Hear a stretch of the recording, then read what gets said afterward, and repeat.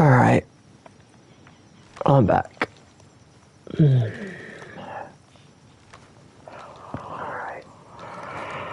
I'm back.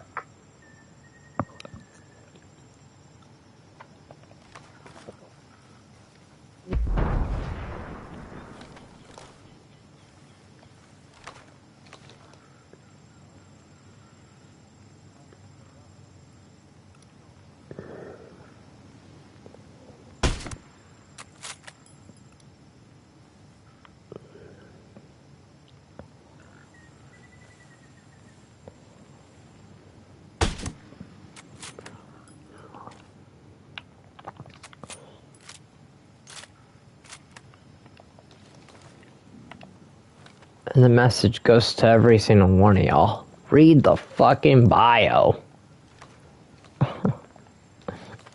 Stop asking me about my age and shit.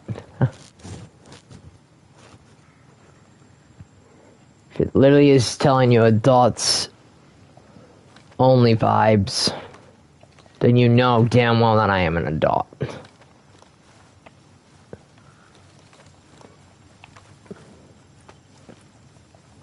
It's just fucking weird.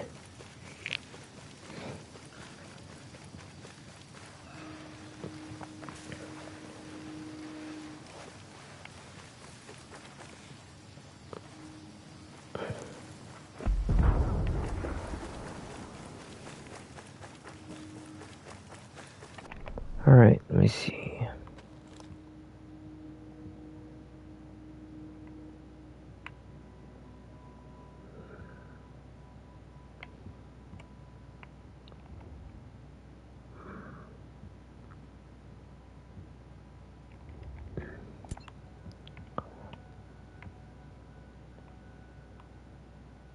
Hey, Joel.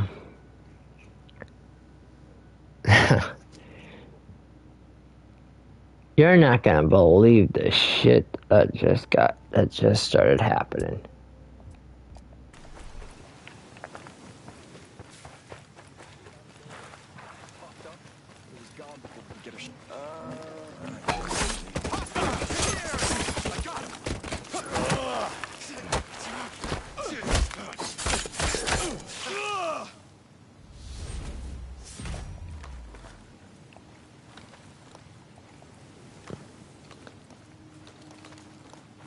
Like, bruh, they don't, like, I hate it when people don't fucking read the fucking bio when they join, like, bruh.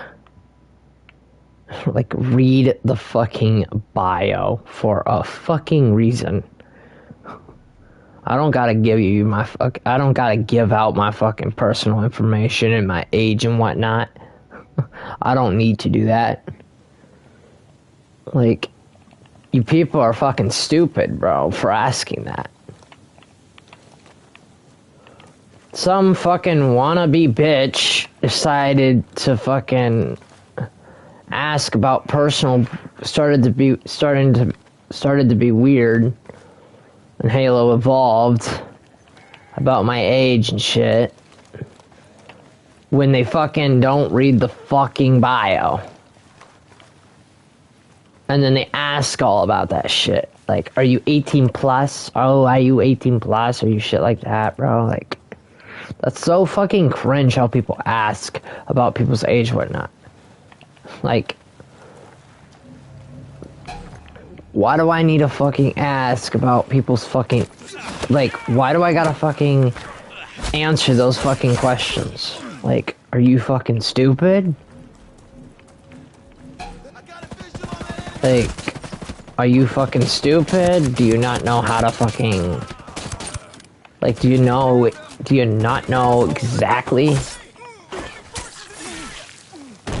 Like, you agree with me, right, Joel? People just asking the stupidest shit when not reading the fucking bio.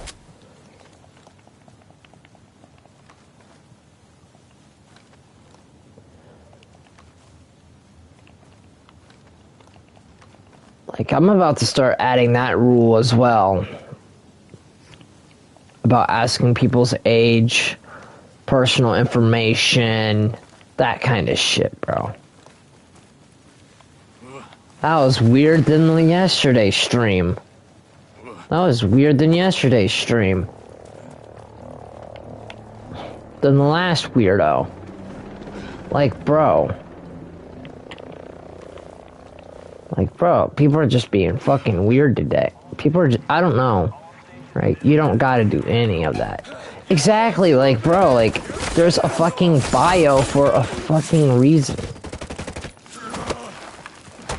Like, there's a fucking bio for a fucking reason, you know? Like, read. Does people know how to fucking read a bio? Or better yet, do they gotta go back in class and fucking learn that shit? Read a book. Because that's just sad. If they don't know anything shit, they don't know anything better, that's just fucking terrible. That's just fucking sad, bro.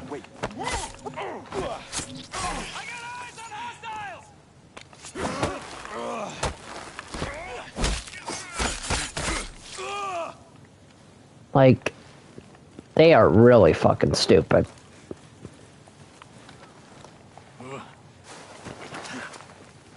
At least I'm not like Nick A30 and shit like that, bro. Like, but I don't fucking go out and give out my personal information to certain people. Oh, how old are you? Oh, I'm 18 plus. I'm 18 plus. Why do I gotta fucking put in 18 plus in every damn video? Bitch, bro.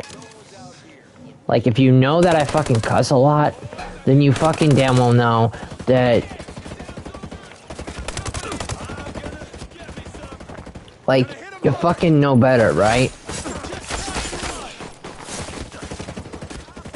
Like, you see people already know better than this shit, right?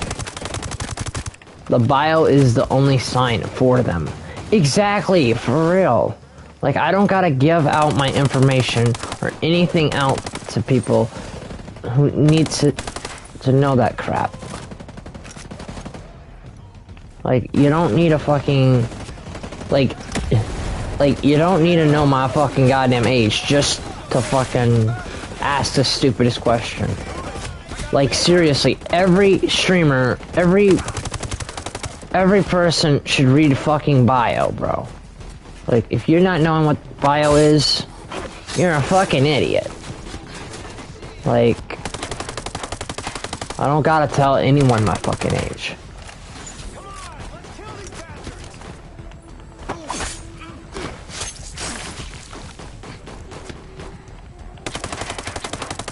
Like, I don't need to tell anyone my fucking age.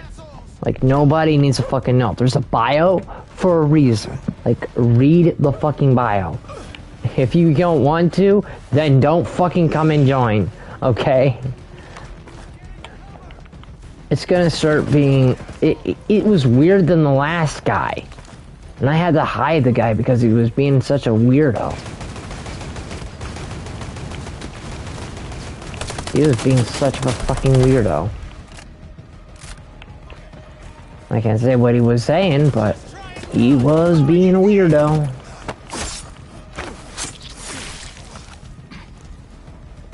He was being such of a fucking weirdo.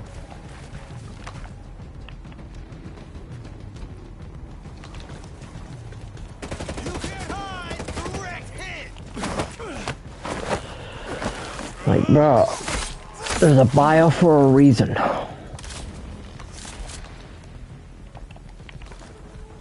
No one's got to tell you their age and shit.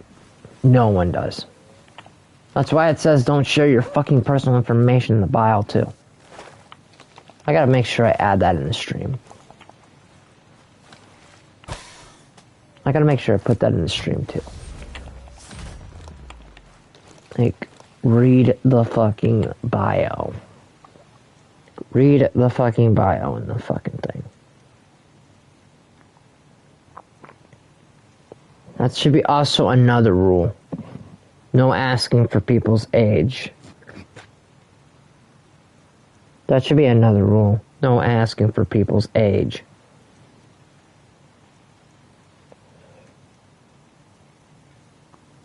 That should be another rule. No asking for people's age without other people's consent. I'm gonna put that on. You know what? I'm gonna put that in the robot. I'm gonna put that in the bot, actually, yeah. I should just put in the rule where read the fucking bio first before. You know what? That's what it is. Read the bio before joining the fucking stream. That's gonna be the new rule. So, give me a minute. Yeah, that's what I'm gonna do. I'm gonna have it.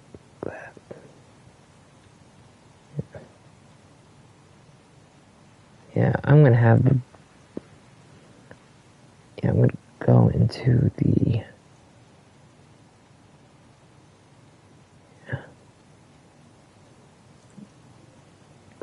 Yeah, I'm gonna do that actually.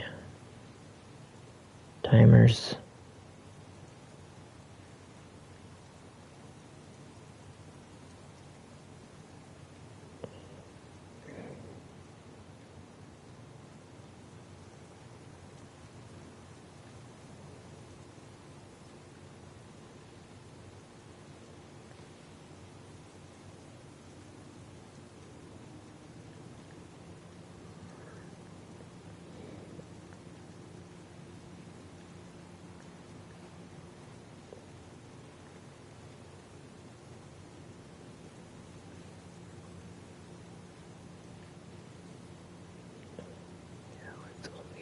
Because kids shouldn't be involved in adults' conversations. Exactly. That's why I'm making the bot right now, actually.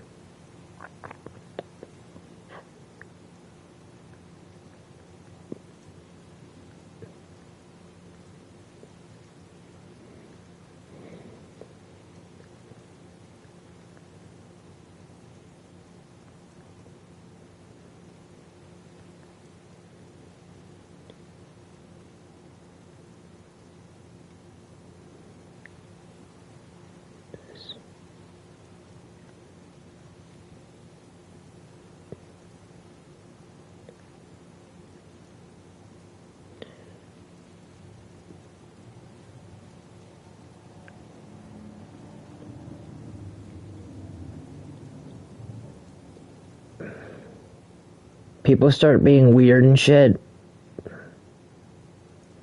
People gotta respect the shit.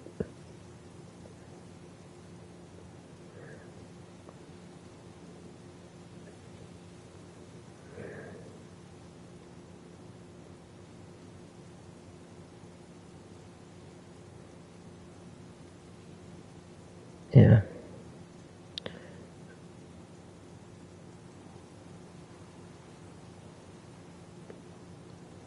Okay, I just added it in the chat. So now on, guys, to the new ones that join, please read the bio first before joining. If your ass breaks that rule, your ass is getting banned from this chat. I don't give a shit. Okay? No one doesn't need to know about my fucking age. And you don't need to know that shit. You should already know. If you read the fucking bio, then you know damn well I'm a fucking adult. I don't gotta fucking give out age or personal information about myself. I'm not that fucking type of person to talk about myself here.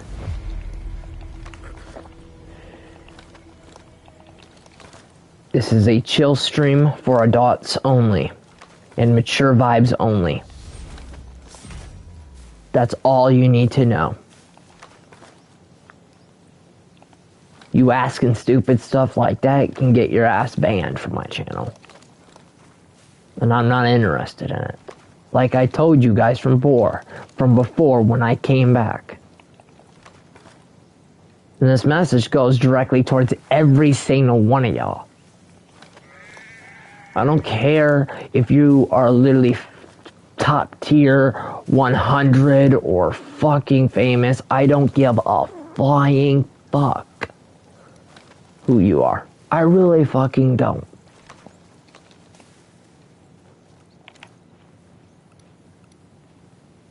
Because I'm not interested in that shit. I really fucking ain't. Read the fucking bio. There's a bio for a fucking reason. If you can't read if you can't read, then take it and read a book. And don't join the fucking streams. If you got a fucking problem with it, then don't fucking join. That's all there is to it. Like, don't fucking join. Like, if you have a problem, if you have a fucking problem with the rules, then don't come in here and don't ask all these fucking questions to me. Because I'm not interested. I tell you, Jewel, it's a good damn thing I got a small fucking group. It's a good fucking thing I got a small fucking group to hang around with. I don't need it big, I don't need it small. I don't need it big, I don't need it huge, I just need it small. And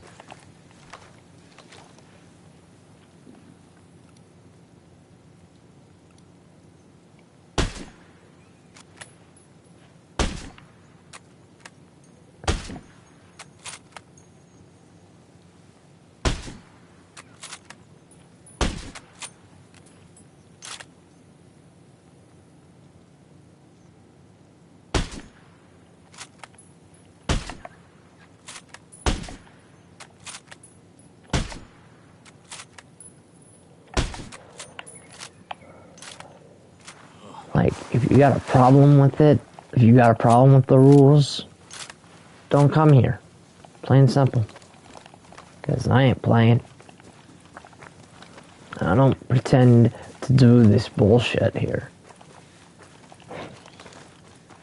At least I'm not fucking Nick A30.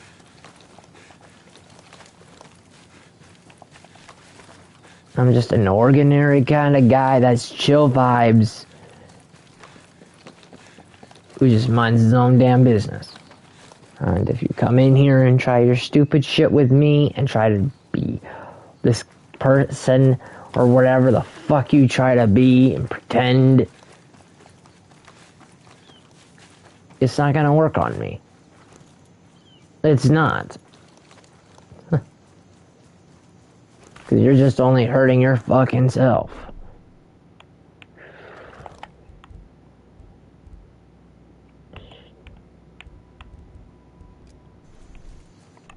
Okay, let me see. Where am I supposed to go?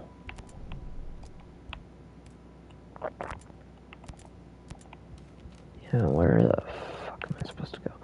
Because look at the computer. Yeah. Like, don't ask for that shit, bro.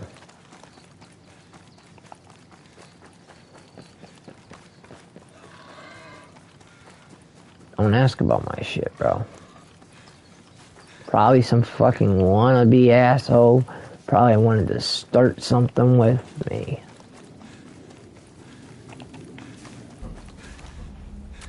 Like, what the fuck we got here?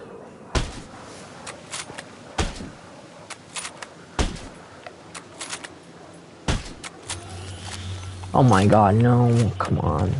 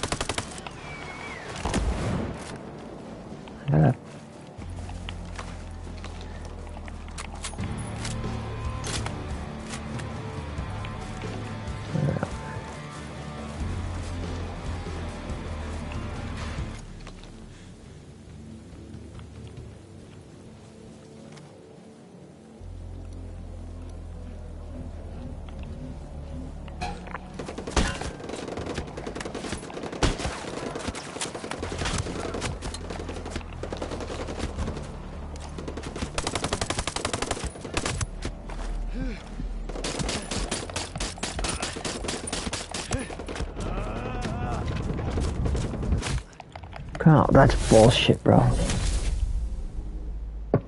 So please, do not come in here and start shit with me about my age.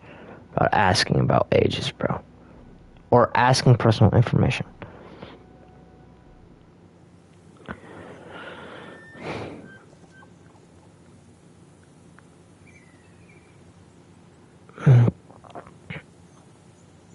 It's gonna take a while for that robot to kick in. I like it how it's only adults because kids shouldn't be involved in adult conversations. For real. Facts, Jewel. Are you still here, Jewel, or no?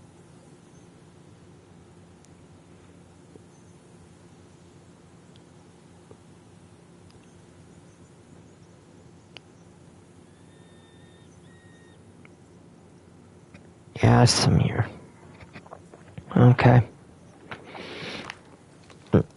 But you get where I'm coming from, right? Like how it's stupid for people to ask about people's ages and shit. Like you agree that it's actually stupid how people ask for personal information and shit like that.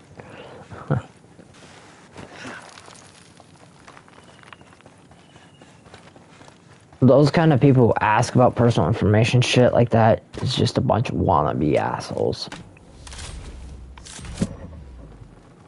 But you do agree on those terms, right?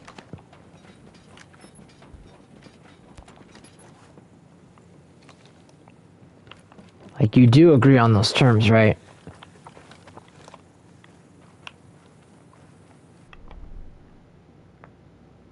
Yes, it's stupid and odd and suspicious. Exactly. I don't gotta give anyone else my fucking goddamn personal information.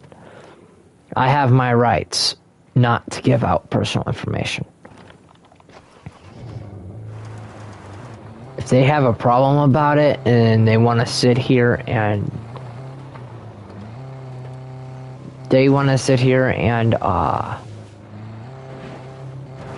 complain about it and have a big huge fuss over it,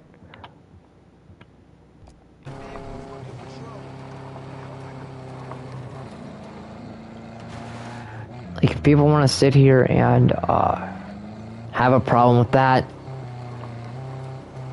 and settle up some beef with me, they're gonna lose. Some people who ask that are mostly scammers. Exactly. And I've been dealing with a lot of people like that lately. All over TikTok. People's been asking me, oh, do I been using a bunch of public avatars or custom avatars and shit? And I just keep telling them I'm not interested.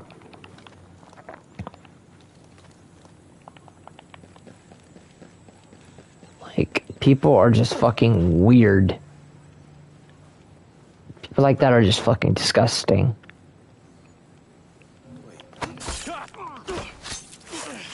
They are fucking weird and disgusting like that, bro.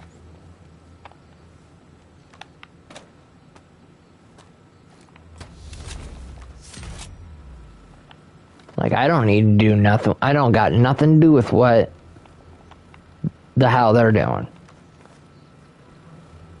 Like, they've been starting shit with me throughout this whole fucking bullshit. You know, this happened to me yesterday. And it's starting to become more fucking frequent lately.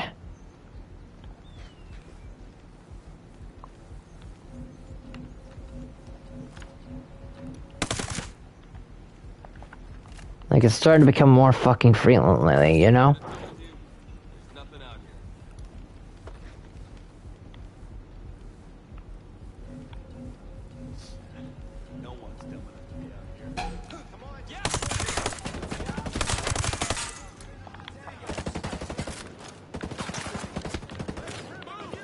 For real, like...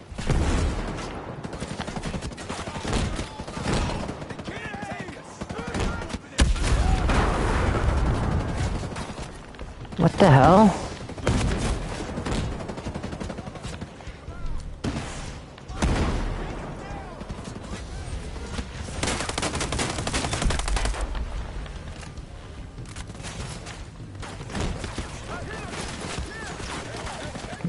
God damn it. Stay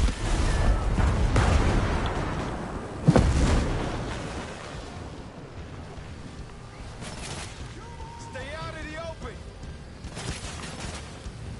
Come on. Hey, reloading, reloading.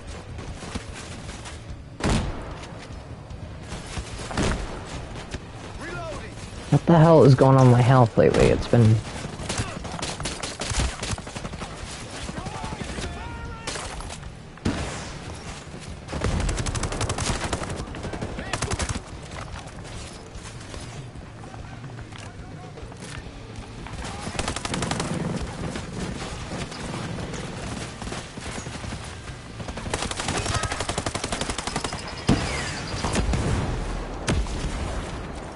because I don't have to tell anyone my age.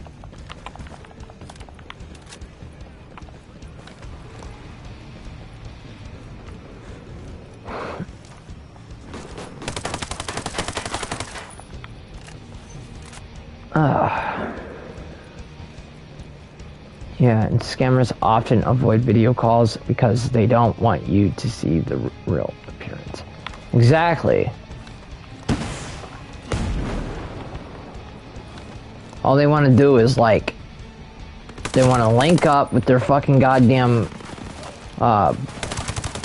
what you call it? They want to link up with all their bullshit or their crazy malarkey or whatever the hell you want to call it.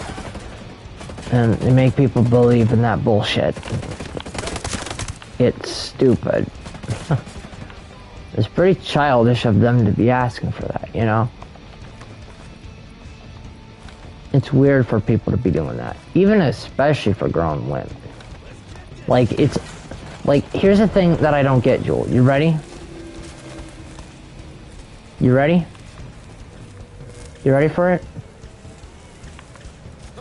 It's not right to ask for a woman's age, but it's okay for males to ask for fucking 8, but it's okay for people to ask about males' age. But we shouldn't be able to ask what age we are. Like, shouldn't we have that same exact right to not to give out our ages? Respectfully, you know, metaphorically speaking. You agree with that, right?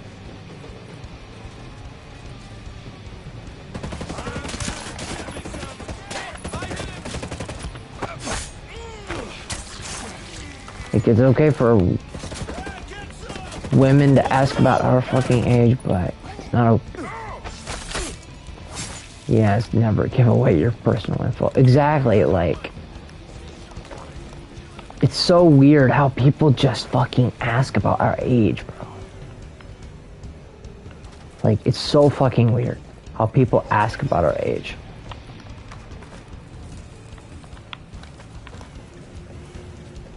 Good thing I fucking... It's a good fucking thing that... It's a good damn thing that I barely hang out with anyone now these days. Or have you been noticing I've been playing half late? Also illegal. Yeah, it is.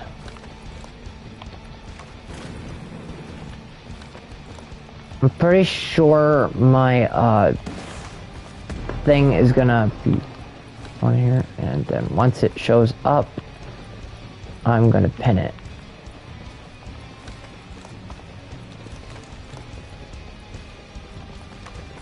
For the ones who are new now on, for the new ones that are new, they gotta read the fucking bio before joining. They gotta read it. Like, they gotta fucking read the fucking bio and understand, like, bro.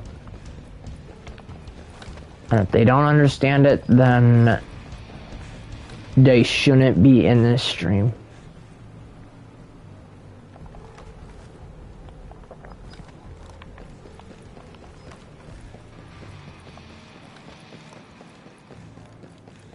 Then they shouldn't be fucking enjoying the stream here. Alright.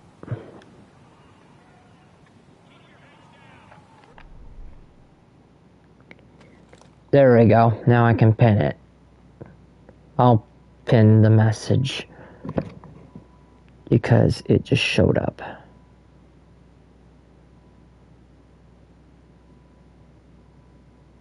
And failure to comply or do this action will result in your own fucking way.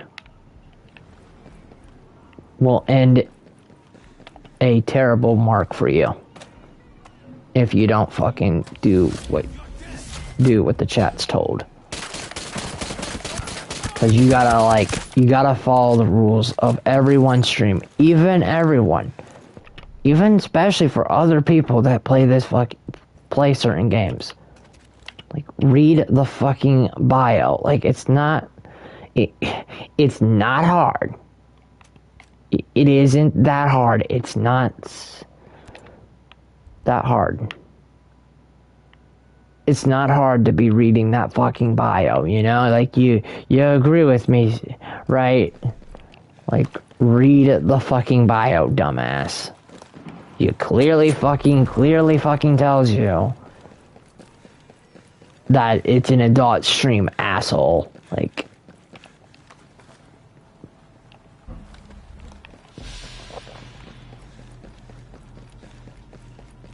I'm not responsible for anything that goes on in these videos. I'm not responsible for anything that goes on. If you came on here and I'm cussing and shit, that is your fault. Not mine. Your fault because you chose to click on this page. You chose to click on this page and fuck that shit up.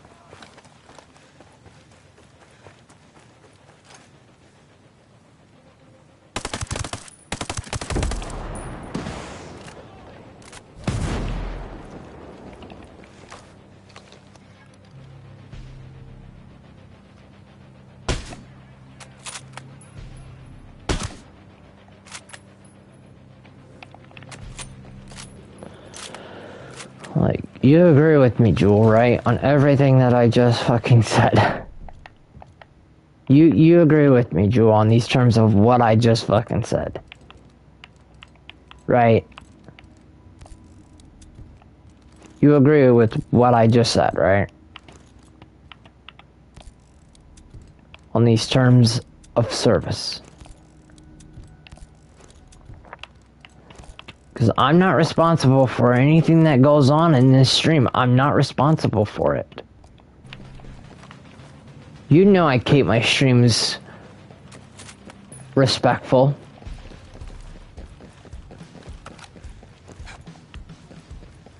You know I keep my streams respectful. You know I don't fucking play around. You know I don't do that stupid shit.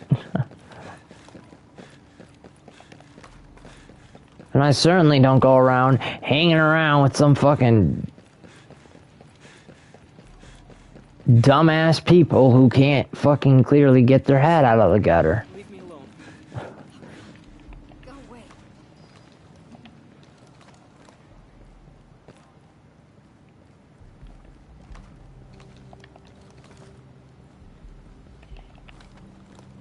Keep your heads down.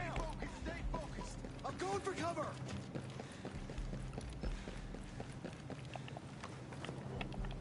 Yeah, I know that, Jewel. That's for real, the truth. That's the truth right there.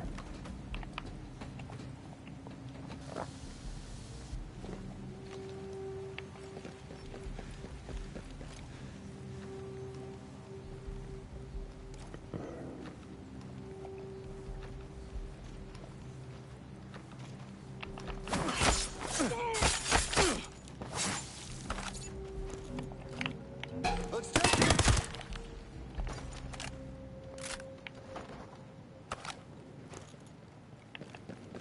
Moving to cover. Just try and run. Direct. Like, you know I don't do that stupid shit.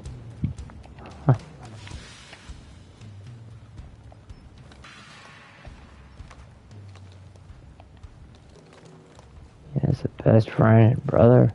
I figure I always help out. Yeah, and you do a good job for that, Jewel.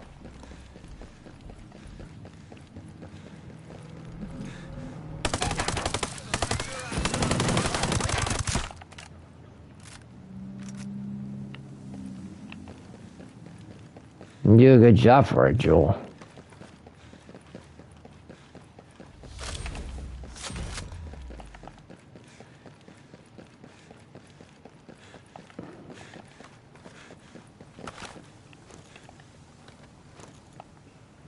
And people can get pissed off all they fucking want because I'm back. I don't give a shit if people are pissed off, okay? I told them. The rules changed. I'm a different person. Same guy though. I'm a different person. Same guy though. Just different, just different personalities.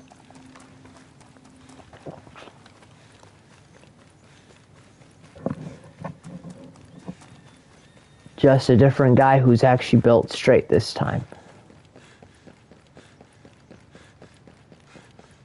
We changed everything. We changed it up a lot.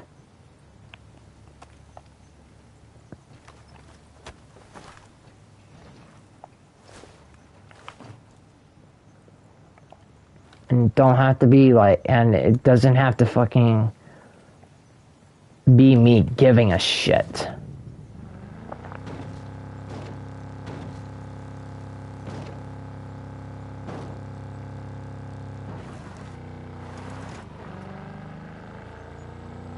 And I don't have to give a shit of anyone to say so.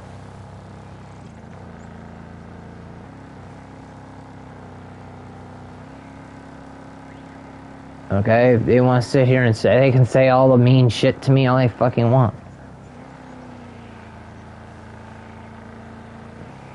But do I give a flying shit? Come on, Joel. Do I give a flying shit of what they're gonna say to me? No. I'll pretend to fucking care. I'll pretend to fucking care. But deep down, I don't give a flying shit what they say. I really fucking don't. I don't give a flying shit what they fucking say.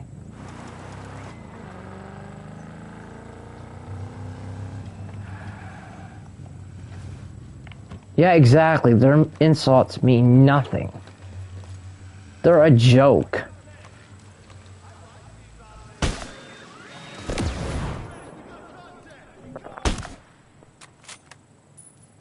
Like,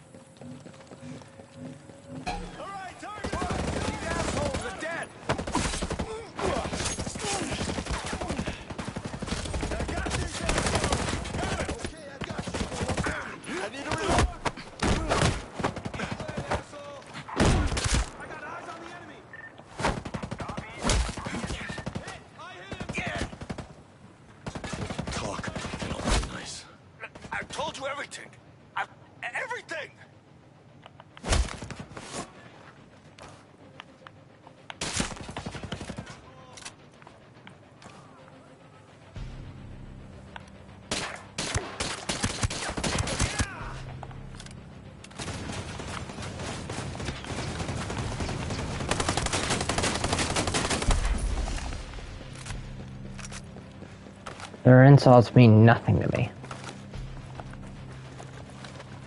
They're just a bunch of dumbasses just waiting for a reaction. Trying to start something.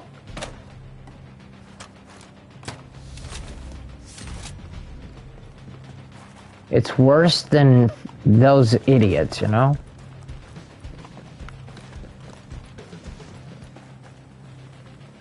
I don't know if I managed to...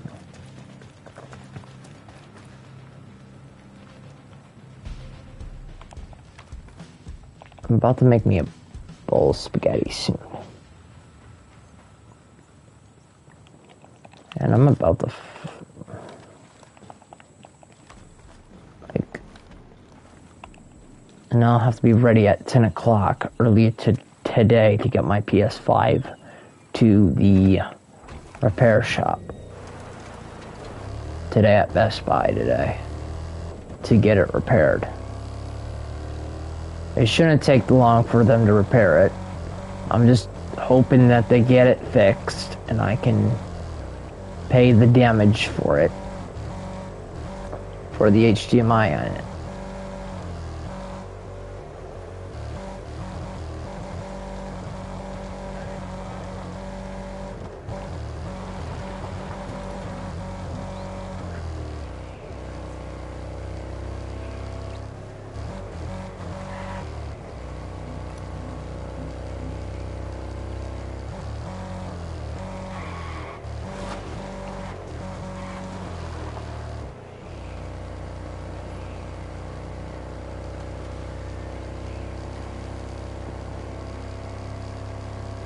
And I can care less if people are fucking sorry if they ever did. Huh. It doesn't, their apologies is just fucking fruitless at that point. You know? You know, Jewel? Like, their apologies are just pointless, too. The ones from my past, you know? Their apologies are pointless.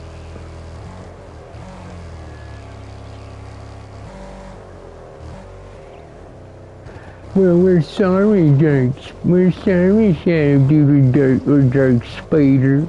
We're sorry for treating you like a complete asshole for every fucking thing. And and some things are unforgivable. Exactly. I don't fucking want to hear how sorry you guys are. I don't give a shit how sorry you are. The truth is, you're not sorry. If you were fucking sorry, you would have fucking never done it in the first place to begin with. Okay, I moved on from your bullshit. I just ain't going towards your guys' shit no more. I'm not going towards this channel anymore. I'm not talking to you guys anymore. And that's that. Okay, you guys made your path. You guys made your choice. You made the decision on your own. You guys made that choice. I didn't do shit to do with it. You guys did that decision. You made that choice all by your guys' little lonesome. So you can fucking make that goddamn shit disappear.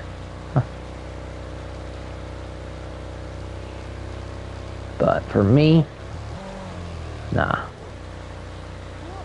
I'm a different kind of guy who's got a vibe for a different life, looking for new opportunities to come up at my doorstep. Metaphorically speaking.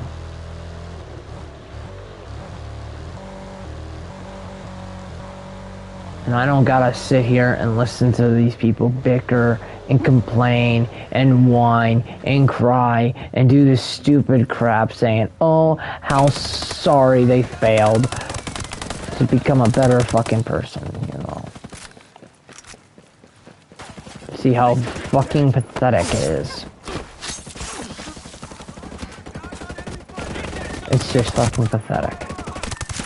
It's fucking pathetic to come over to me and ask for forgiveness.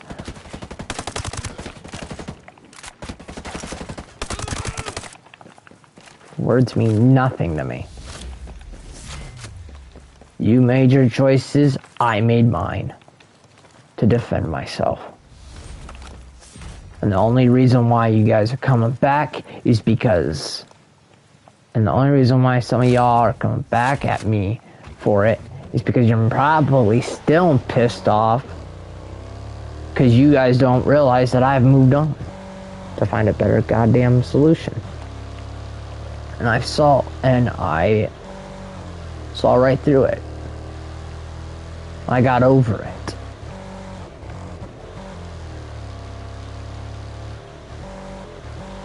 So therefore, leave me the fuck alone and take your fucking problems somewhere else. None of us are interested. And I'm not even interested.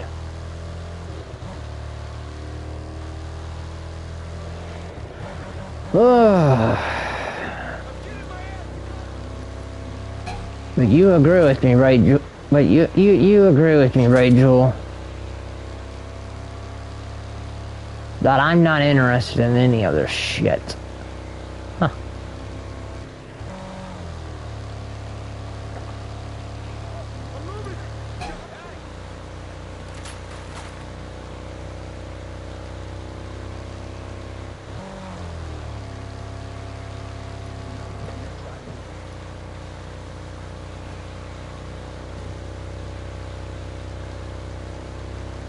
If I was interested in their shit, I would have already came back.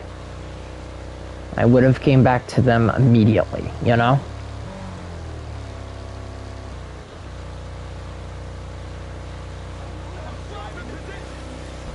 But you damn well know that I ain't, but you damn well know that ain't happening, right? You know that ain't happening, right?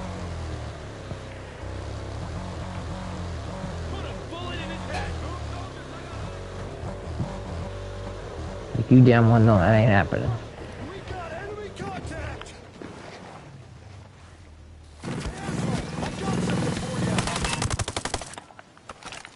Nope, not at all.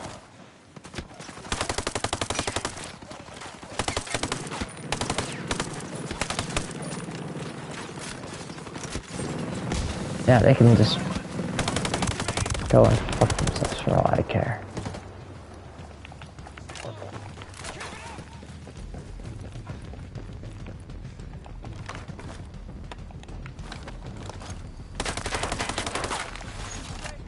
Stay behind cover! Eat that shit! Tear him up!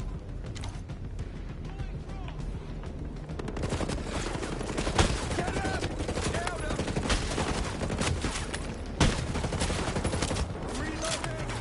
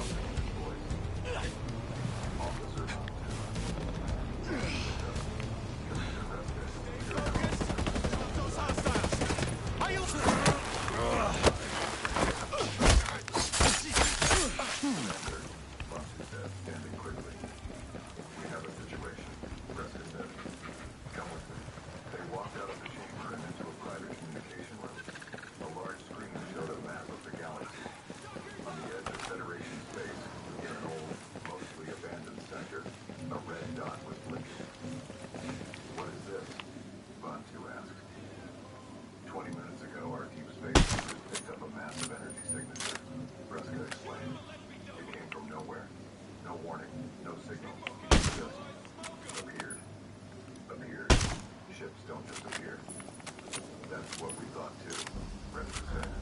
But whatever this is, it was this big. Bigger than anything we have on record. He stared at the blinking dot.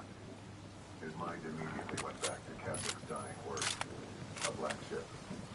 No name. No flag. Commander, Bantu said slowly. Has anyone gone to check it? Not yet. The council wants to send a small patrol first, just to see what it is. Probably some old mining ship or a meteor with strange minerals. Nothing to worry about. But Reska's voice did not sound confident. Her eyes stayed on the screen, watching that small red dot. I want you on that patrol, Bantu, she said. You have sharp eyes. I trust your judgment. Bantu nodded, even though a small part of him wanted to say no. The patrol ship was called the Sundrifter. It was a mid-sized Federation scout vessel, fast but lightly armed. 5 crew members were on board, including Bantu. As the ship entered deep space, heading toward the mysterious signal, the crew joked and laughed, trying to ease the tension. Probably just space debris, said the pilot, a young alien named Tor. Or maybe an old satellite that finally woke up. Or a ghost ship, joked another crew member. Spooky, right? Bantu did not laugh. He was staring out the window at the endless black space ahead, remembering Katherine's warning. If you ever see a black ship, run. We're approaching the coordinates, Torb said, his voice I'm ready to suddenly more fire. serious. 50,000 kilometers and closer.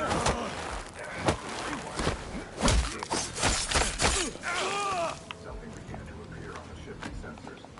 Not a full image yet, just an outline. A shape. Sensors are picking up something massive, said the ship's science officer, a small alien named Rick. Wait, this can't be right. What is it? Bantu asked. The ship. It's not moving, it's just sitting there. Completely still. Show me, Bantu said. Creek brought up the visual. At first it was blurry. Then, as the Sundrifter got closer, the image became clear. Everyone in the room froze. It was a ship, but not like anything they had ever seen. It was black, completely black, like it absorbed all the light around it. It had no visible windows, no lights, no markings of any kind. It was long, sharp, and shaped almost like a blade cutting through the darkness of space. And it was massive, bigger than any Federation battleship, bigger than anything on record. That's not possible, Tor whispered. Nothing that big should be able to move that fast, and we didn't even detect it coming. Bantu felt his stomach drop. A black ship. No name. No flag. Creek, Bantu said slowly, trying to keep his voice steady. Run a database search. Anything about this ship design? Anything at all? Creek's fingers moved quickly over the console. A moment later, his face went pale. There's nothing, Creek said. No matches, no records. It's like this ship doesn't exist in any database we have. That's impossible, Torb said. Every ship design in the galaxy is registered somewhere. Not this one, Creek said quietly. Bantu stared at the black ship on the screen. It hadn't moved. It hadn't reacted to their presence at all.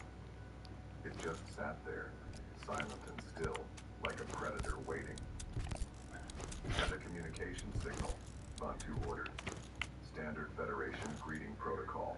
Torb nodded and typed the command. A soft beeping sound filled the small ship as the message was sent out into space. They waited. Nothing happened. No response, Torb said after a minute. Try again, Bantu said. They tried again, and again. Still nothing. Then, suddenly, the ship's console beeped loudly. Everyone jumped. We're receiving something, Creek said, his voice shaking slightly. It's a message. Play it, Bantu said. The ship's speakers crackled to life. A voice came through, but it wasn't in any language the Federation used. It was strange, sharp, and old-sounding, like words from a forgotten time. The crew looked at each other, confused. Can you translate it? Bantu asked. Creek worked quickly, running the audio through every translation database available. Finally, a response appeared on the screen. Translation failed. Language not found in current database. Possible ancient origin. Estimated age 10,000 plus years. Bantu's blood went cold. 10,000 years. That matched exactly with the old stories about the last human war. Bantu, Torp said nervously. What do we do? Before Bantu could answer, the black ship's surface began to glow faintly. A deep red light, like the ship was waking up. It's powering something, Creek said, panic creeping into his voice. Energy levels are rising fast. Turn us around, Bantu ordered immediately. Now. Torp didn't need to be told twice. He grabbed the controls and spun the Sundrifter around, engines roaring to life. But as they turned, something strange happened. The black ship did not fire. It did not chase them. It simply let them go. The red glow faded as quickly as it had appeared, and the ship returned to its silent, still state, floating in the darkness like it was never even active. The Sundrifter raced back toward Federation space, the crew silent, shaken, and confused. Bantu stared back at the tiny black dot disappearing behind them. It could have destroyed us, he thought. It could have killed us all in seconds, but it didn't. Why? He didn't have an answer. But deep in his chest, he felt something he hadn't felt in a long time. Fear.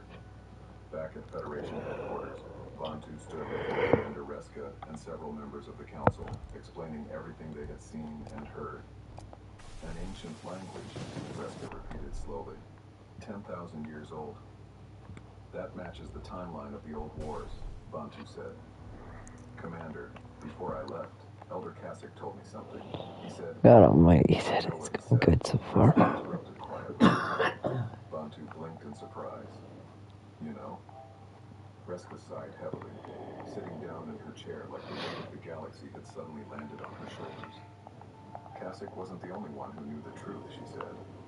There have always been a few of us passed down through generations Nice. of real history. The Federation buried it deep. We told everyone humans went extinct in an ancient war. We erased their records.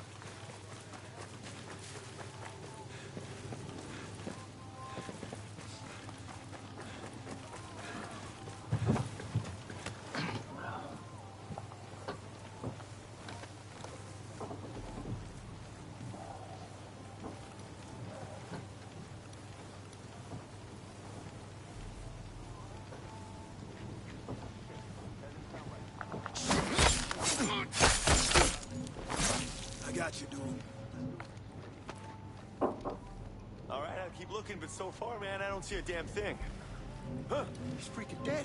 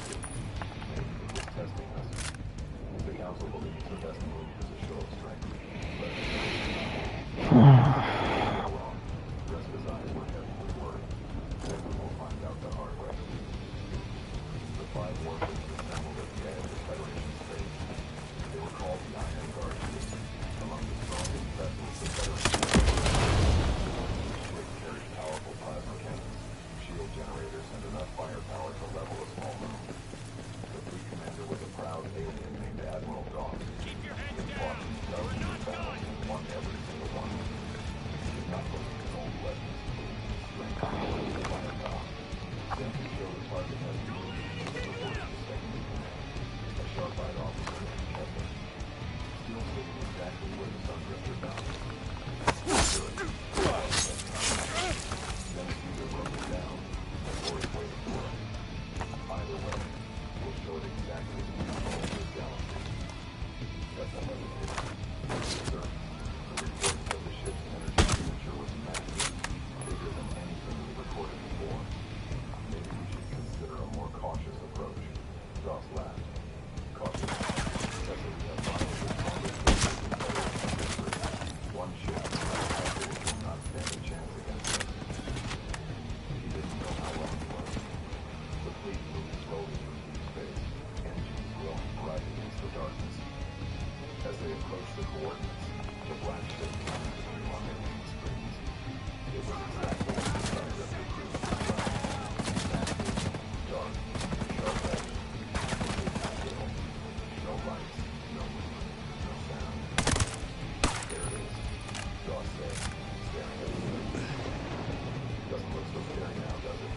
Sir, Tessa said carefully. Sensors still show no life signs, no active weapons. Not all you got? It's like the ship is Go for the head. Then let's wake it Easiest up. way to make a couple grand.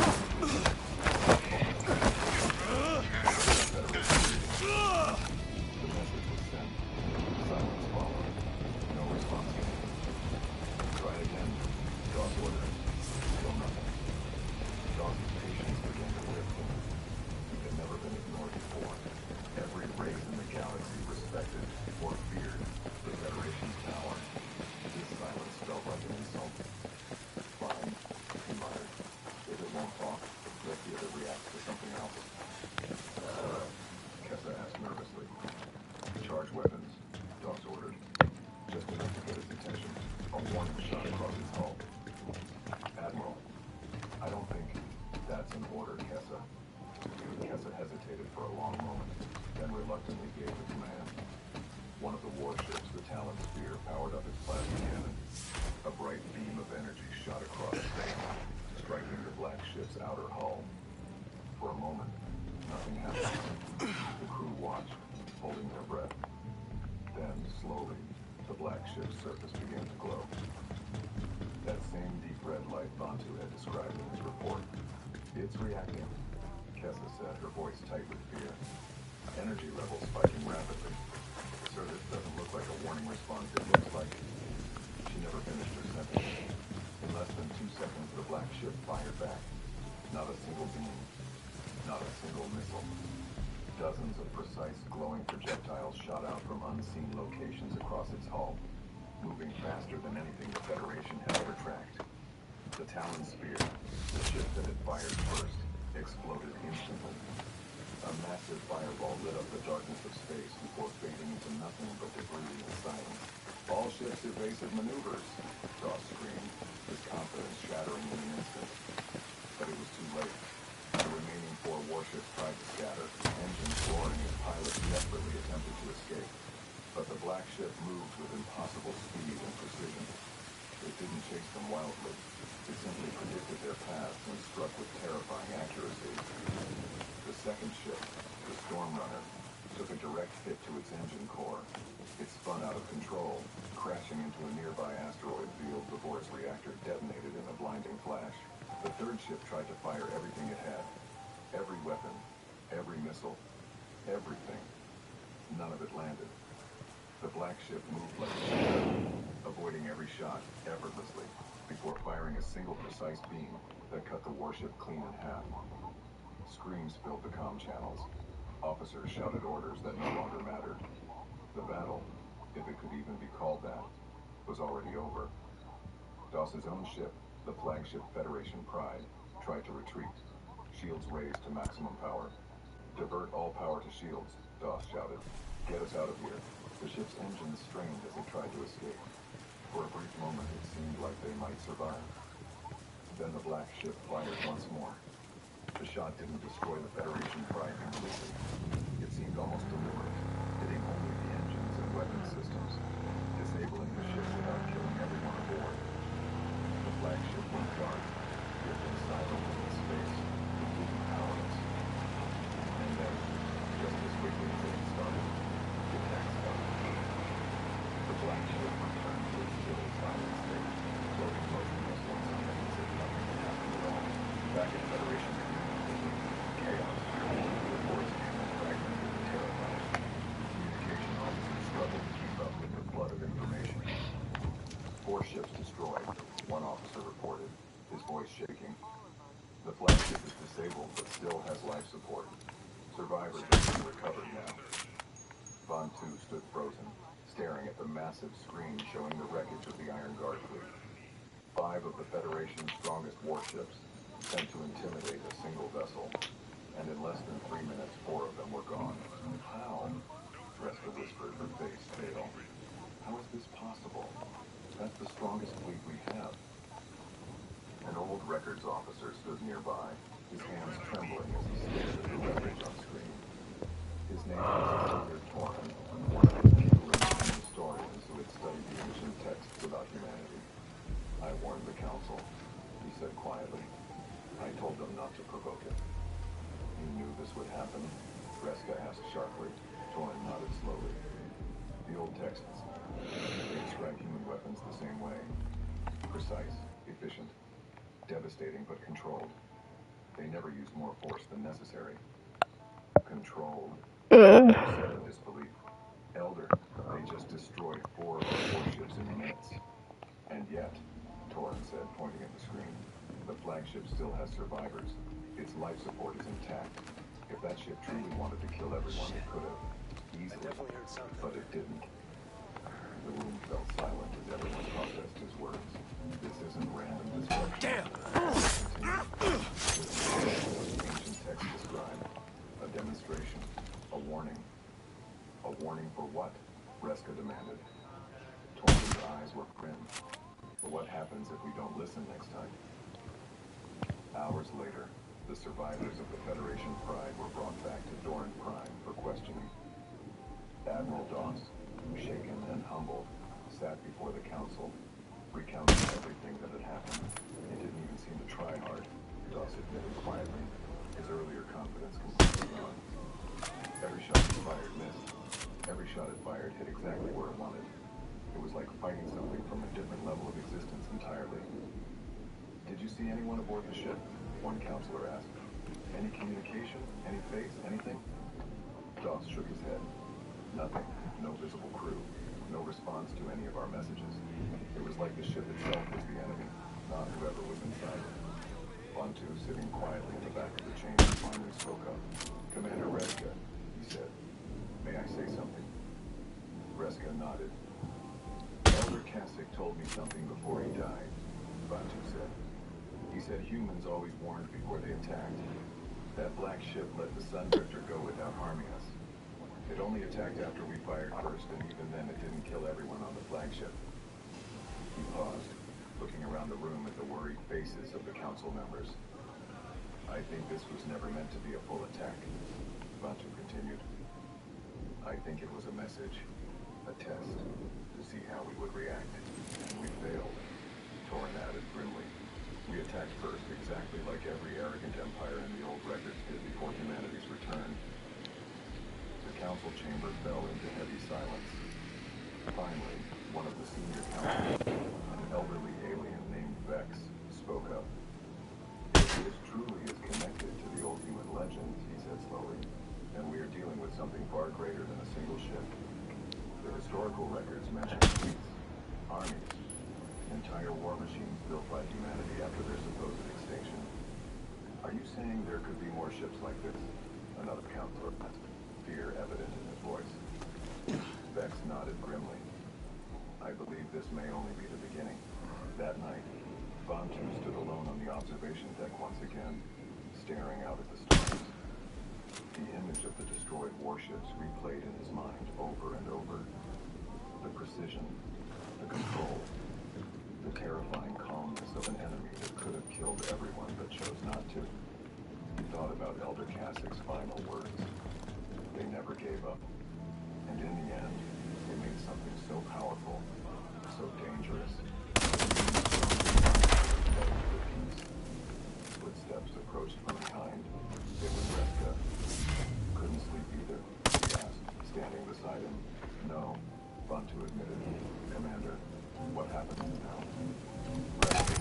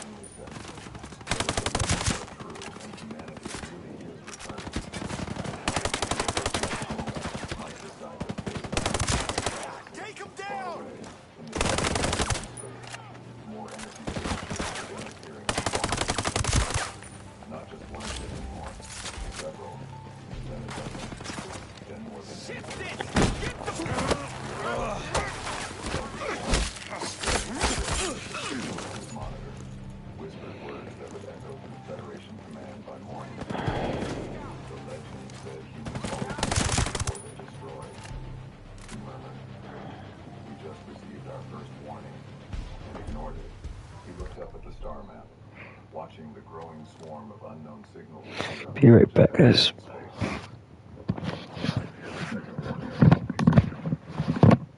Deep beneath Federation Command, in a chamber that had not been opened in over 5,000 years, something strange was happening. The Federation Archive was a massive underground vault built long before the current government existed. It held records from every era of galactic history, old treaties, ancient star maps, forgotten technologies, and secrets buried so deep that even most counselors did not know they existed. At the very center of the vault sat a single sealed door. It had no name, no label, only a warning symbol, old and faded, carved into black metal. For thousands of years, this door had remained locked, untouched, forgotten by all but a handful of historians who knew of its existence. That night, as the mysterious energy signals multiplied on Federation sensors, the ancient door began to glow. A low hum echoed through the empty vault. Dust that had settled for centuries shook loose from the ceiling. Slowly, with a deep grinding sound, the door began to open on its own, as if it had been waiting, all this time, for exactly this moment. Elder Torin was the first to receive the alert. As one of the few remaining historians with access to the deep archive, an automatic signal had been sent directly to his personal console the moment the door activated. He arrived at the vault within the hour, his hands trembling with a mixture of fear and excitement. Vantu and Commander Reska followed close behind, having been called in urgently once Torin explained what was happening. This door, Torin said, staring at the now open entrance, has been sealed since before the Federation was even founded, only triggered under one condition. What condition? Reska asked. Torin's voice was heavy. The confirmed return of humanity. They stepped inside cautiously. The chamber beyond the door was small, circular, and filled with old holographic archives, their light flickering weakly after thousands of years of dormancy. In the center of the room stood a single pedestal. As they approached, it activated automatically, projecting a large glowing image into the air. A recording, ancient and worn but still functional. The image showed a figure, not quite alien, but not exactly like the beings in the room either. It had 2 arms, 2 legs, a single head with 2 eyes. Strange, unfamiliar features to most in the room, yet somehow eerily familiar too. Is that? Bantu whispered. A human, Torin said quietly. The first recorded image of one in 10,000 years. The recording began to play. A voice, old and worn from time, but still clear enough to understand. If you are watching this, the voice said, then the seal has been broken. It means they have returned. The figure in the recording paused as if gathering strength. My name does not matter anymore. What matters is the truth. The truth this galaxy chose to forget. The image shifted, showing star charts, old battle formations, and images of massive fleets clashing in the darkness of space. 10,000 years ago, humanity was young. We had just begun exploring the stars, discovering worlds beyond our own. We were curious, hopeful. We believed the galaxy would welcome us as equals. The image changed again, showing peaceful human colonies on strange alien worlds. Cities built among alien landscapes, humans and other species walking together. For a time, we were right. Many races welcomed us. We traded. We learned from each other. We built friendships across the stars. Then the tone of the recording darkened. But not everyone welcomed us. Some races saw humanity as a threat, not because of what we had done, but because of what we might become. They feared our curiosity, our adaptability, our refusal to stay in one place. The images shifted to something horrifying. Alien warships attacking human colonies, cities burning, screams echoing faintly through the old recording. An alliance formed. Ancient, powerful empires who believed the only way to stop humanity's growth was to destroy it completely before we became too strong to control. Bantu felt his heart tighten as he watched the images of destruction. They attacked without warning. They destroyed dozens of our colonies in the first assault alone. Millions died in the first month. The recording paused for a long moment, as if even after 10,000 years, the pain of remembering was still difficult. They thought it would be over quickly. surrender or simply cease to exist. The voice grew stronger, more determined. They were wrong. The images changed again, this time showing humans working desperately in massive underground facilities, building strange new technologies, developing weapons and ships unlike anything seen before. Humanity did not have special powers. We did not have advanced technology when the war began. What we had was something far more dangerous to our enemies, the refusal to give up. For every colony they destroyed, we rebuilt 3 more in secret. For every fleet they sent against us, we learned, adapted, and became stronger. We turned our small, scattered colonies into fortresses. We turned our engineers into weapon makers. We turned our fear into purpose. The recording showed massive human shipyards, working day and night, constructing warships of increasing size and power. The war lasted almost 200 years. 200 years of loss, of pain, of sacrifice. But slowly, the tide began to turn. Images flashed of human fleets, still smaller than their enemies, but faster, smarter, and more precise, defeating alien forces in battle after battle. We developed weapons so advanced that even our enemies could not comprehend how they worked. We built ships capable of destroying fleets 10 times our size. And most importantly, we learned something our enemies never understood. The voice paused. War is not won by strength alone. It is won by will. The recording continued, showing the final years of the war, massive battles across dozens of star systems, empires falling one by one as humanity's counterattack grew stronger. One by one, the empires that had attacked us began to fall. Not because we sought revenge, though many of us wanted it, but because we would not stop until every human colony was safe, until every threat to our survival was ended. Entire civilizations who had existed for millions of years vanished within a decade, unable to withstand humanity's determination. Bantu's mind raced. This matched exactly what Elder Kasich had told him before he died. Empires who had ruled for millions of years, destroyed in less than 10. By the end of the war, humanity had won, completely, undeniably. The alliance that had tried to destroy us no longer existed. The recording's tone shifted again, becoming softer, almost sorrowful. But victory came at a terrible cost. Our population had been reduced by more than half. Entire generations were lost. Our home systems were in ruins, and though we had won the war, we realized something important. We had become something the galaxy feared. Something other races saw not as a partner, but as a monster to be avoided. The image showed a large meeting. Hundreds of different alien races gathered together, along with a small group of human representatives. In the aftermath of the war, the surviving galactic powers came together. They begged humanity for peace, terrified that we might turn our new strength against them next. But we did not want more war. We were tired. We had lost too much already. The recording showed human representatives speaking calmly, extending hands of peace rather than continuing the fight. We agreed to a treaty. We would withdraw from galactic politics. We would disappear from common knowledge. Our history would be erased from public records, replaced with stories of extinction, to ensure no future generation would ever provoke us again. In exchange, we asked only one thing, that if any human colony, hidden or forgotten, was ever discovered and threatened again, the galaxy would remember what happened the last time someone tried to destroy us. The recording began to fade, the image flickering weakly. This message has been sealed, waiting for the day this treaty might be broken. If you are seeing this now, it means either humanity has returned on their own, or something has happened to one of our hidden colonies. Whatever the reason, know this: humanity did not return to conquer.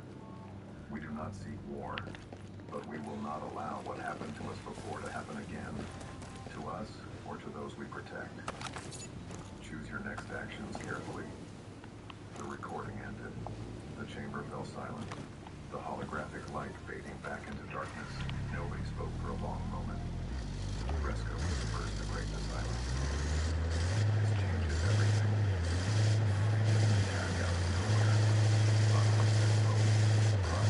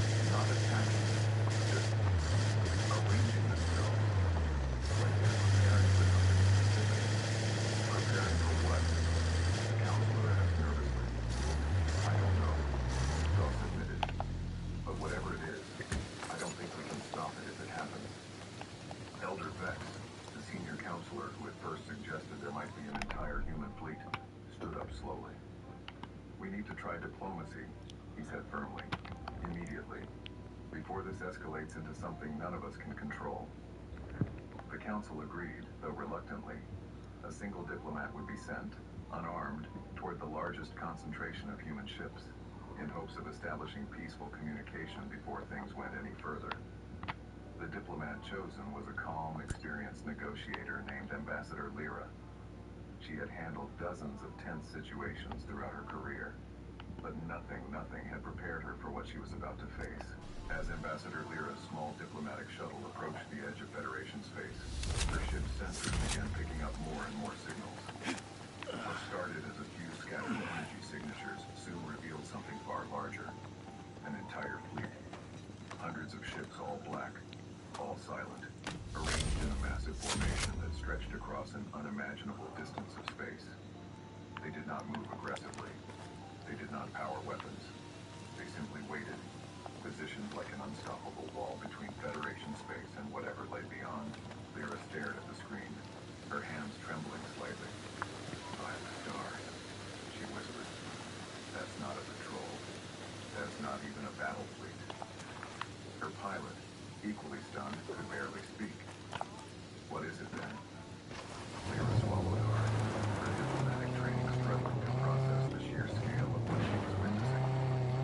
"That," she said slowly, "is an armada." The shuttle's onboard AI, analyzing the fleet size and formation, calculated numbers that made even the most experienced officers pale. Estimated vessel count, over 1,000. Estimated combined firepower, unprecedented. Classification, unknown. Recommend extreme caution. Lyra took a deep breath, steadying herself as her shuttle continued forward, alone, toward the largest gathering of unknown warships the galaxy had ever seen. She thought about her mission, to make peaceful contact, to prevent war, to represent an entire civilization in a single, terrifying moment. As her shuttle drew closer, one of the human ships, larger than the rest, clearly unrealized, began to move slightly, positioning itself directly in her path. A single communication request appeared on her screen. Lyra's finger hovered over the accept button, her heart pounding in her chest. This is it, she thought, the moment that decides everything. She pressed accept. The communication channel crackled softly. Ambassador Lyra held her breath, waiting for whatever would come through the speakers. Pirates and hostile empires before, but nothing had prepared her heart to beat this fast. Then, a voice came through. Calm, steady, human. All clear. This is Fleet Commander Marcus We Ray ought to have of the night Human vision for this Colonial shit. Defense Show him an Force. outside. You are approaching a restricted formation. State your identity and purpose. Lyra swallowed hard, forcing her voice to remain steady and professional, just as her decades of training had taught her. "This is Ambassador Lyra, representing the Galactic Federation," she replied. "I come alone, unarmed, seeking peaceful contact and dialogue."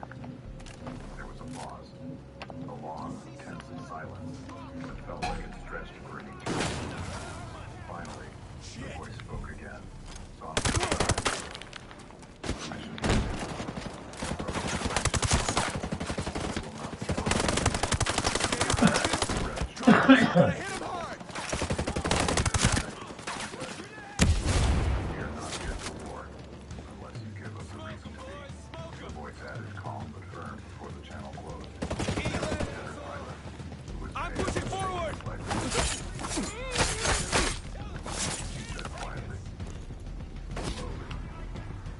The shuttle moved forward, past the window. Up close, they were even more intimidating than the sensors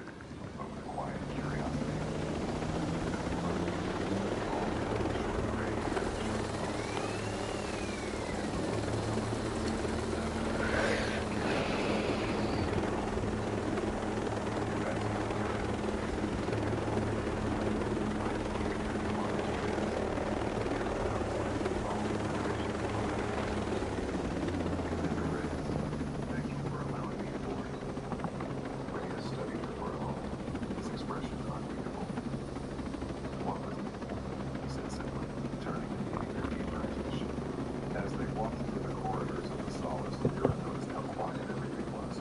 No shouting, no chaos, just calm, focus, efficiency. Crew members moved with purpose, nodding respectfully to Reyes as he passed, but no one seemed nervous or on edge. Your ship is different than I expected, Lyra said carefully. How so? Reyes asked. I expected more weapons, more aggression. Reyes gave a small, humorless smile. We don't need to show strength we already have. That's usually a sign of weakness. They arrived at a private meeting. Simple, with a single table and two chairs facing each other. Reyes gestured for Lyra to sit, and he took the seat across from her. Let's speak plainly, Reyes said. You didn't come here by accident. Something triggered our fleet's activation. We detected a distress signal, ancient but confirmed, from one of our lost colonies. A colony that has not made contact in over 8,000 years. Lyra's stomach tightened. A colony. In Federation space, and Reyes nodded slowly. Coordinates match a system currently under Federation control. A system called Veyra Prime. I believe you call it now. Lyra's mind raced. Veyra Prime was a well-known Federation mining colony, rich in resources, home to a large population that had lived there for as long as anyone could remember. She had never heard as yet of humans living there. That colony has been under Federation administration for thousands of years. Listen carefully. There's no way for human population there. Reyes' eyes narrowed slightly. That's exactly the problem. He activated a small holographic display on the screen, showing an old star map with a highlighted system. Veyra Prime. 8,000 years ago, during the final years of our war, we established several hidden colonies throughout the galaxy. Reyes explained. Colonies meant to survive when our home systems were destroyed. Veyra Prime was one of them. But it has been under Federation control for thousands of years. Lyra said slowly, weak. And either the colony was found, or something else happened. Reyes' jaw tightened. That's what we intend to find out. For a long moment, neither of them spoke. The weight of the situation hung heavily on the room. Commander, Lyra finally said, I need to be honest with you. Until 3 days ago, my people believed humanity was extinct. A legend, a myth from ancient history. We have no knowledge that any human colony still existed. Reyes studied her carefully as if judging her honesty. And now we've learned the truth, Lyra admitted. Or at least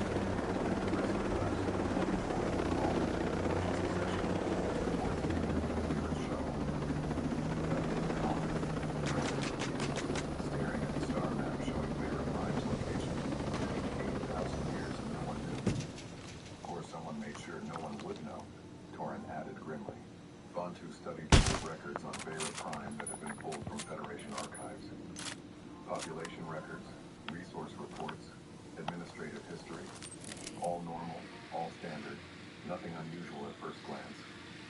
But as he dug deeper, something caught his eye.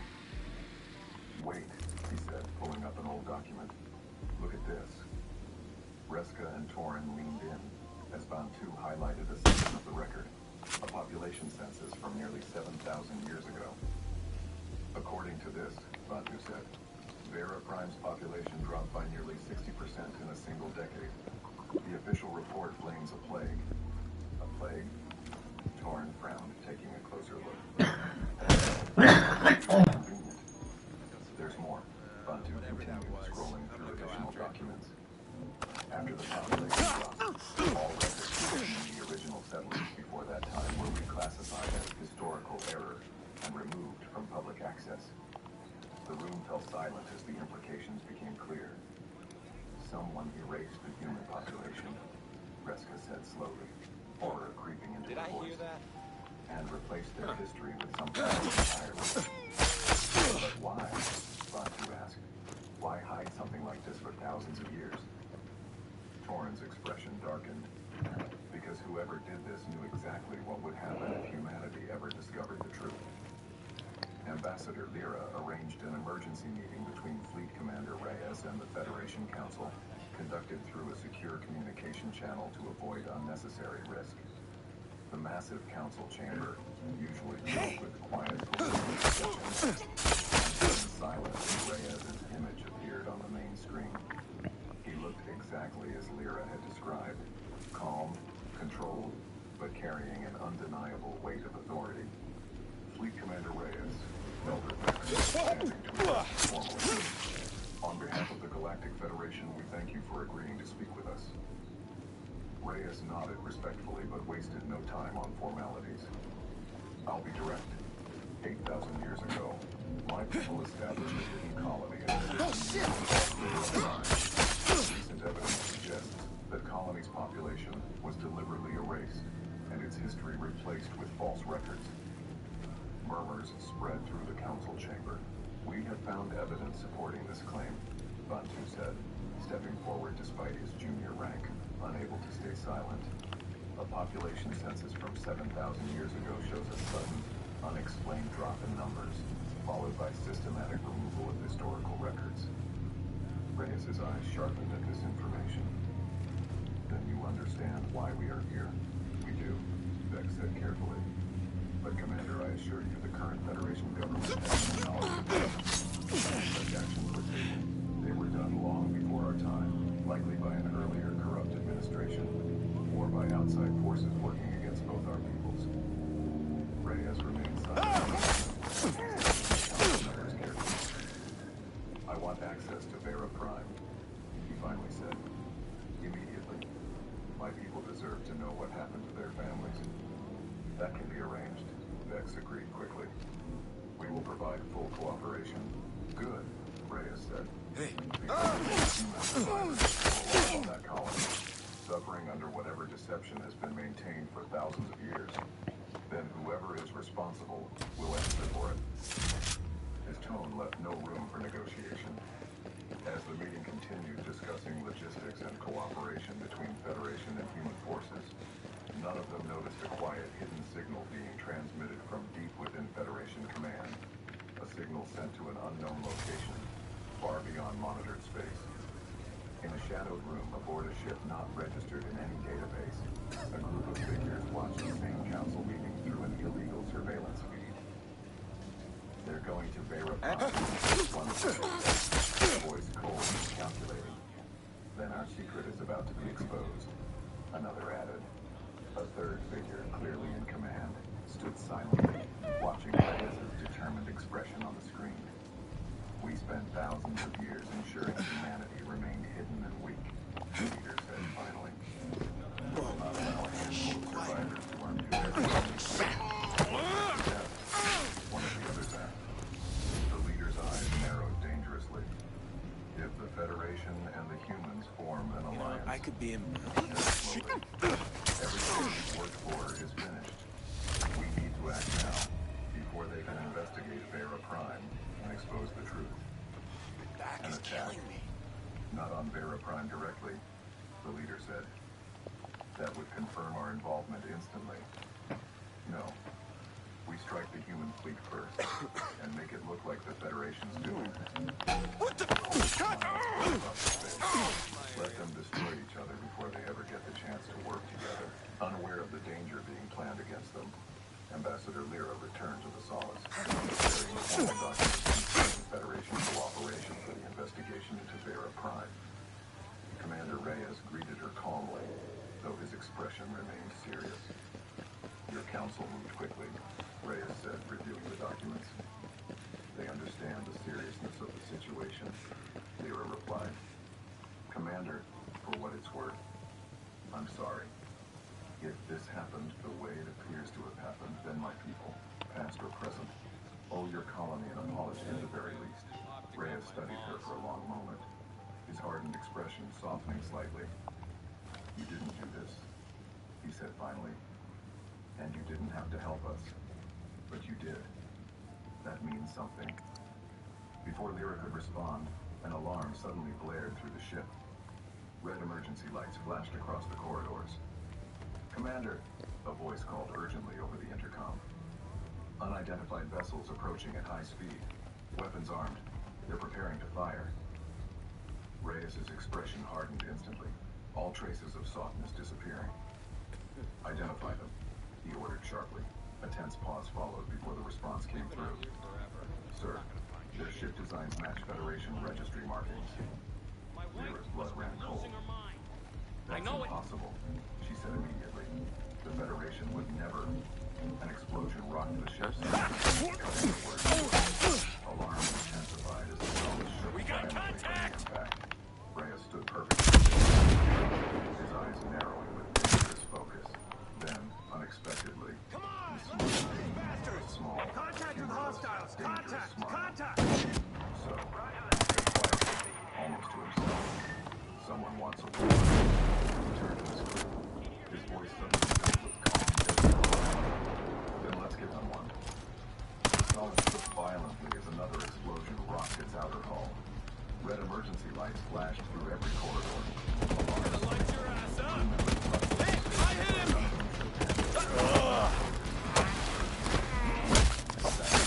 Set yourself for a heart pounding. Commander, this can't be Federation ships. My people wouldn't attack you after agreeing to cooperate. Reyes stood firm, watching the tactical more red markers appear on the screen, representing the attacking vessels. His eyes were calm, but sharp, calculating every detail. I believe you, he said simply. Which means someone wants us to think it's you. What? A frame, Reyes said. Someone is trying to make it look like the Federation attacked us. Someone who wants war between Don't have a us. mistake! These assholes are dead!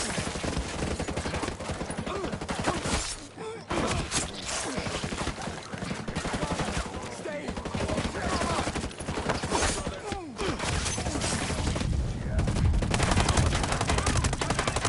Watching the enemy ship's movement patterns. Federation combat doctrine is defensive and cautious based on the reports Lyra herself provided during their earlier discussions. These ships are moving aggressively, recklessly, like they don't care about losses.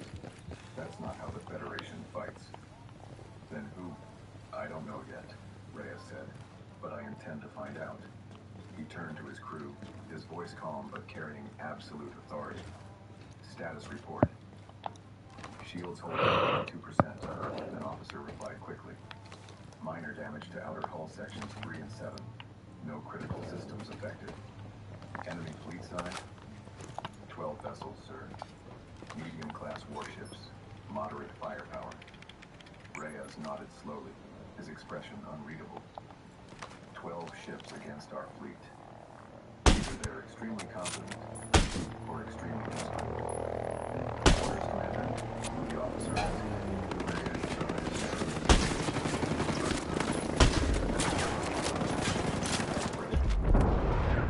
not weird, but pure, focused resolve. Activate full defense protocols, he said. It's time they learned why we were never meant to be removed. Throughout the massive suddenly came to life. Handled with one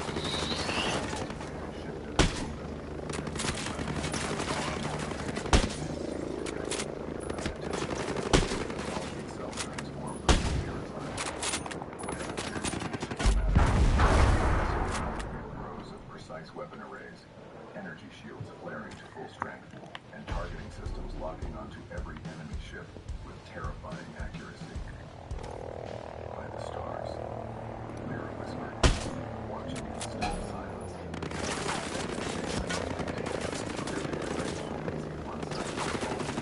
Suddenly found themselves facing something far different than the first enemy ship in the barrage.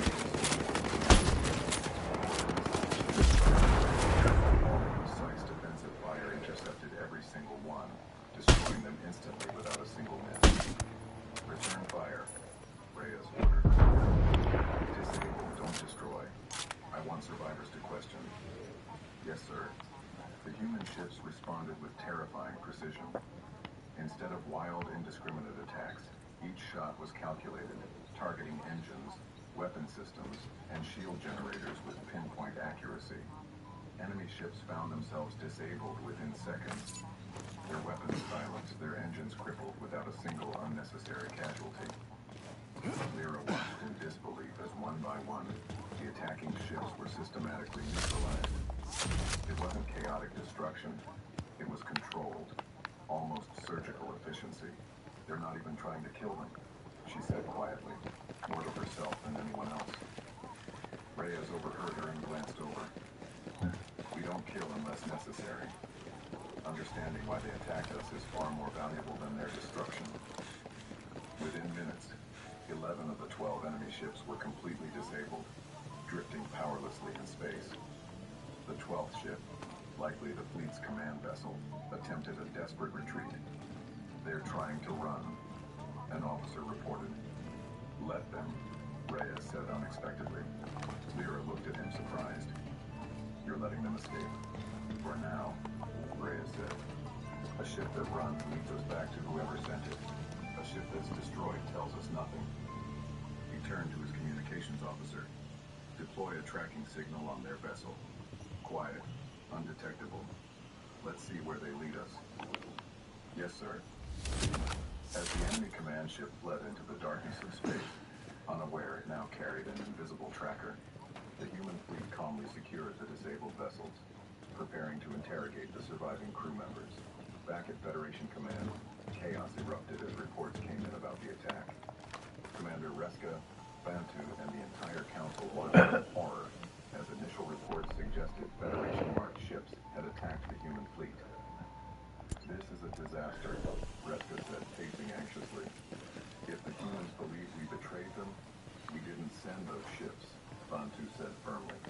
We need to prove that immediately. Elderbeck stood, his expression grave. Get me direct communication with Fleet Commander Reyes. Now. Within minutes, the channel was established. Reyes' calm, steady voice came through, along with a live visual feed showing the aftermath of the battle.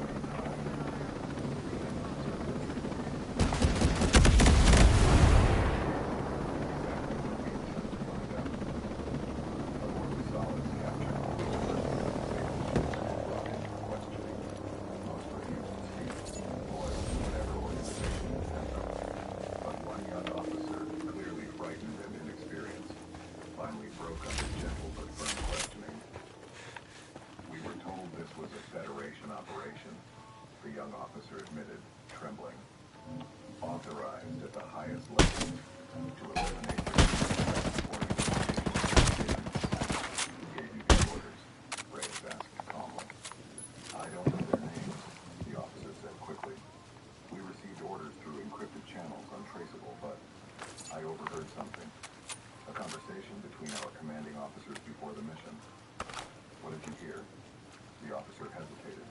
clearly afraid. They mentioned something called the Old Order.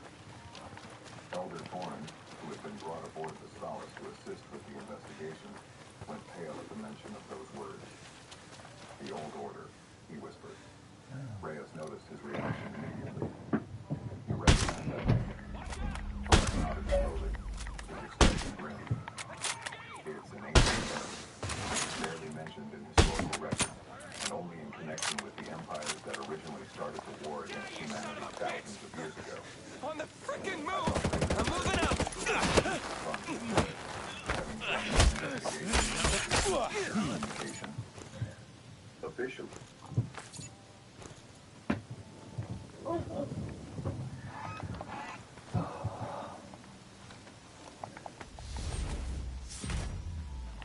Oh!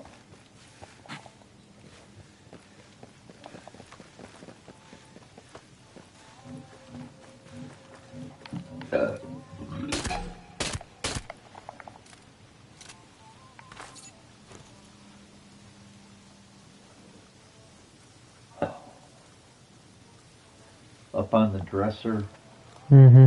when you walk in the room upstairs, Mm-hmm. there's 2 pair of jean shorts that are yours. We have to get back to Bravo Squad. Someone kill this asshole! Don't wear those nasty jeans.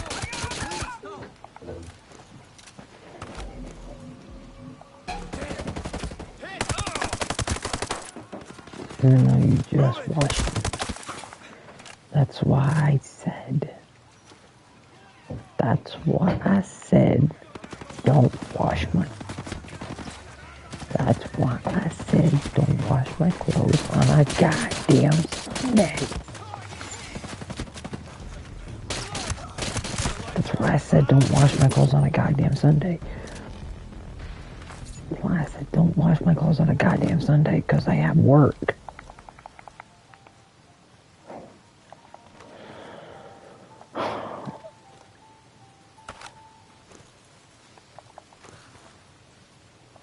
And those nasty things have been useful.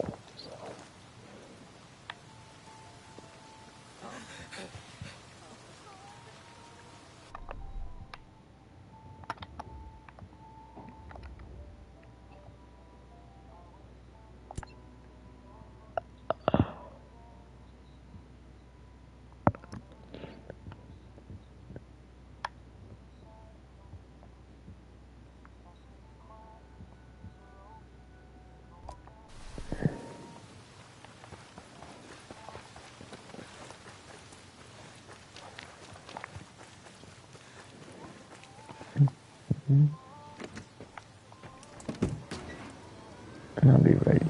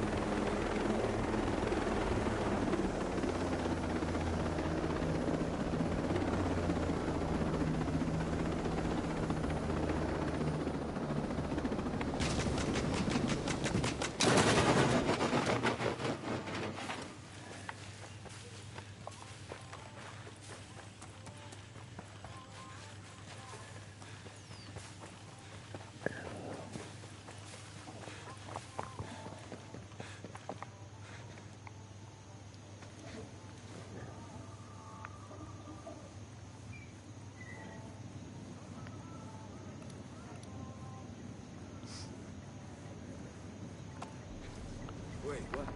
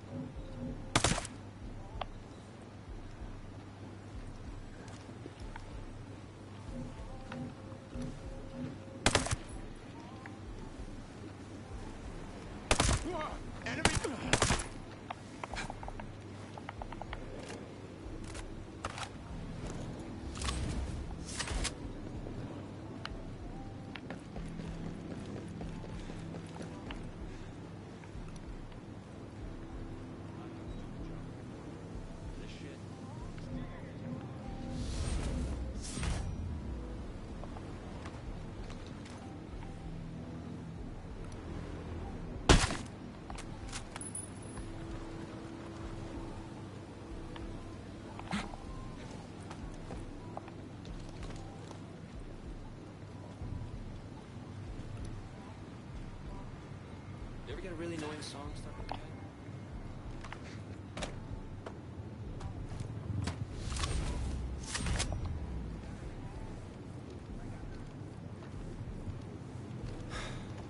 Hey, shit.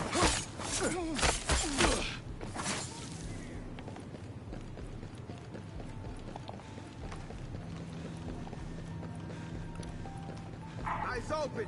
We got possible activity. I got eyes on the tango.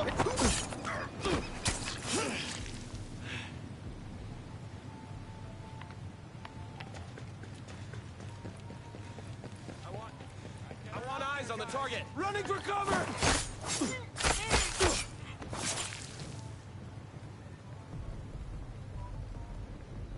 Search your areas. Find a hostile.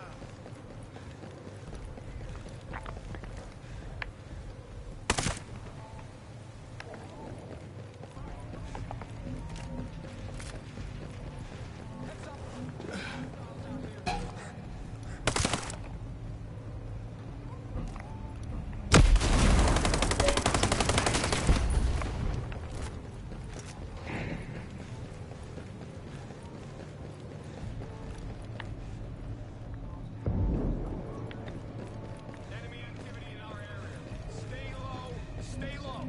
What? Eyes up.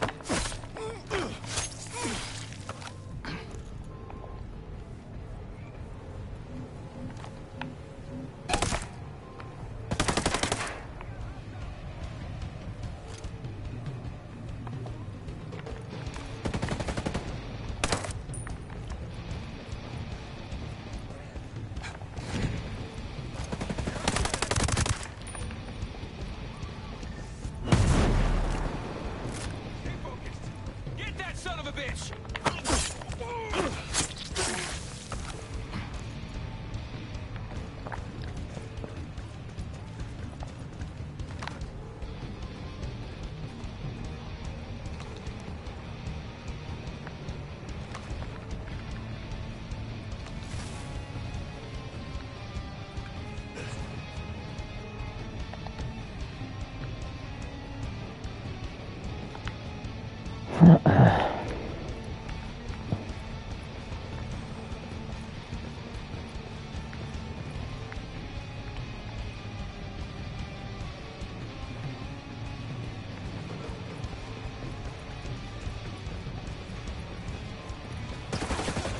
You ain't. All right, I'll move.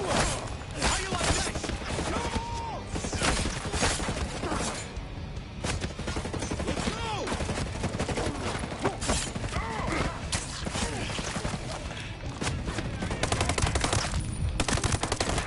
Oh, crap, grenade!